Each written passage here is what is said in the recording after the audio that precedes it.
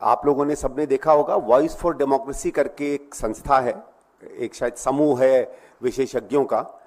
जिन्होंने जो अभी हाल में लोकसभा के चुनाव खत्म हुए उस पर जो वोट पड़े थे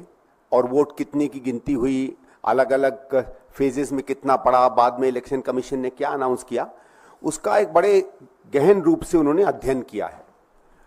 और उसमें कुछ ऐसी बातें निकल कर आती हैं कि जो कोई भी आदमी चाहे तो उसको हम लोग इग्नोर नहीं कर सकते हैं। मुख्यतः जो बात वो निकाल कर लाए, जो सबसे बड़ा प्रश्न आता है कि जितना उन्होंने शुरू में हर फेज में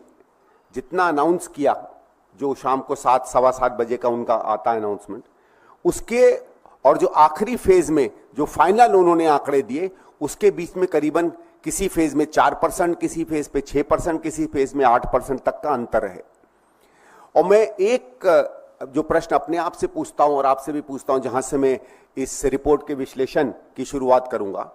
आप लोगों ने भी देखा होगा कि जब इलेक्शन के सर्वे होते हैं तो प्लस माइनस 1%, 1.5% लोग कहते हैं कि अगर इतना अंतर है तो वो वैलिड सर्वे है,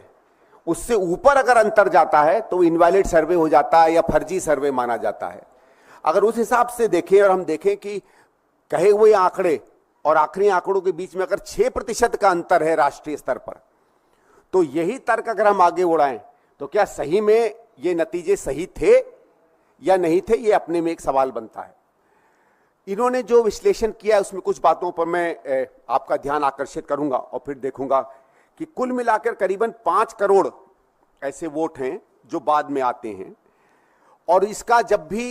इलेक्शन कमीशन से पूछा गया है तो वो ये कहते हैं कि साहब हमने 7 बजे, सवा 7 बजे, 7:30 बजे जो आंकड़े दिए थे वो प्राथमिक रूप से एकदम सही नहीं थे, अंदाजा था, और उसके कुछ समय बाद जब फाइनल हो जाता है वो हमने पब्लिश किए। ये दूसरी बात है कि पहले फेज में 11 दिन बाद,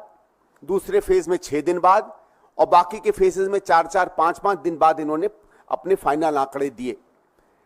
ये तब है जब कस्में खाई जाती हैं कि ईवीएम से बेहतर कोई तरीका नहीं है,